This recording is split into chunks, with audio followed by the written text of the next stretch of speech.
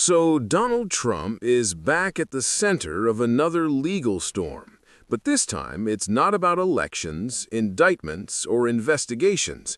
It's about power, specifically whether a president can unilaterally reshape the American economy by imposing new tariffs without Congress.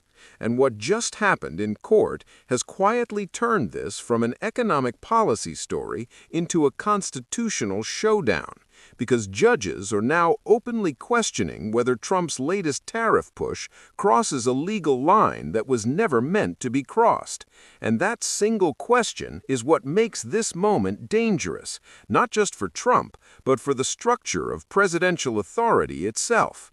Because tariffs are not just taxes on foreign goods, they are domestic price controls that ripple through every household, every retirement account, every supply chain, and every voting district. And that's why Congress historically claimed control over them, not the executive branch. Yet Trump is now attempting to expand his authority using national security justifications, emergency statutes, and broad executive discretion. And the courts are asking whether that logic still holds when the emergency is economic competition rather than war or immediate threat. And that distinction matters, because if economic pressure becomes a national emergency, then almost anything becomes a national emergency. And once that door is opened, it cannot easily be closed again.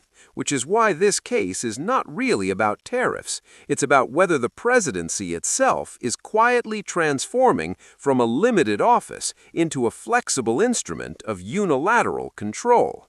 And that's why judges are signaling concern, not hostility, not partisanship, but institutional alarm, because their role is not to stop Trump, it's to stop precedent from rewriting the Constitution through habit rather than amendment. And this is exactly how constitutional change happens in the modern era, not through votes, not through revolutions, but through repeated exceptions that become normal. And Trump's legal team is arguing that presidents have always had wide latitude over trade and foreign policy, that markets move too fast for Congress, that decisive action is necessary in a global economy. And that argument sounds practical, reasonable, even responsible. But courts are now asking the harder question, not whether it is convenient, but whether it is lawful. And that is where the tension is rising, because convenience has always been the enemy of constitutional restraint, and restraint is what separates power from authority, and authority from dominance. And what makes this more volatile is the timing, because this is happening in an election cycle during global economic instability, while inflation, supply chains, and foreign relations are already fragile, meaning that every move is amplified, every legal signal becomes political, and every court question becomes a headline. And that is why this is escalating so fast, because once law, politics, and economics collide, the system doesn't bend gently, it snaps into conflict. And what happens next will not be decided by Trump alone, or by judges alone, or by Congress alone, but by whether the system still remembers how to say no to power when power insists it is necessary. But what makes this legal fight truly consequential is not the tariff itself, but what the court is being asked to normalize. Because once judges accept that economic competition can be treated as a national emergency, then the concept of emergency itself loses its meaning and becomes a political tool rather than a legal condition. And that transformation would quietly hand future presidents a lever of enormous power that bypasses Congress, not just in trade, but in any area where pressure can be framed as threat. And courts are deeply aware of this, because the legal system exists not to manage policy outcomes, but to manage boundaries, and boundaries are exactly what this case is testing. Because if Trump succeeds here, then a future president could impose taxes, restrict imports, redirect industries, or penalize sectors without legislative approval, simply by invoking security language. And that is not how the Constitution was designed to function, which is why judges are now pressing the administration to explain not what the tariffs do, but why they have the authority to do them this way.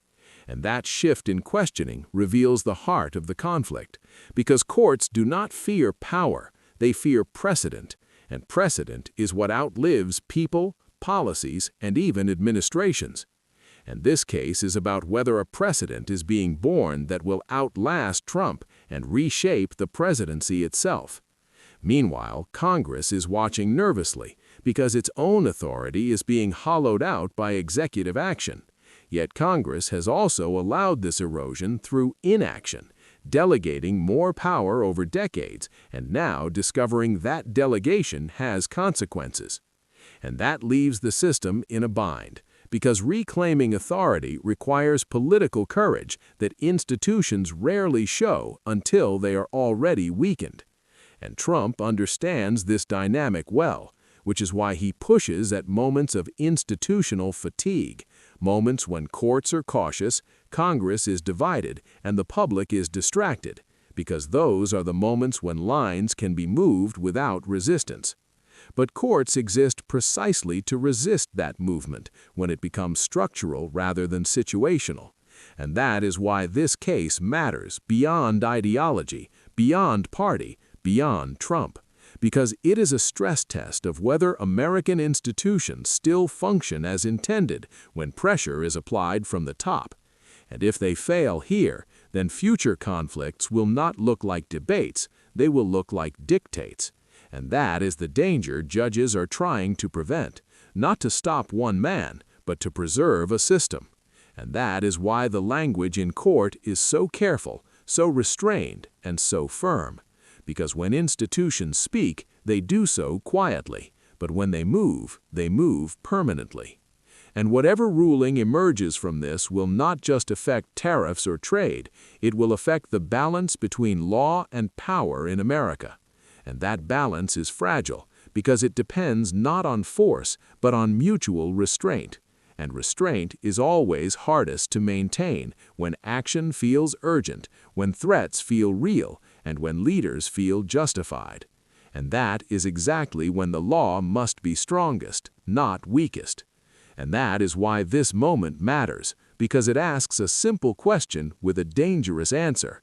Who decides when power is too much power, the president or the Constitution?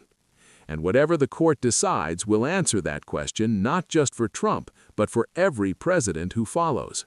And once that answer is written, it will not be erased easily, because history does not roll back institutional shifts, it absorbs them and moves on.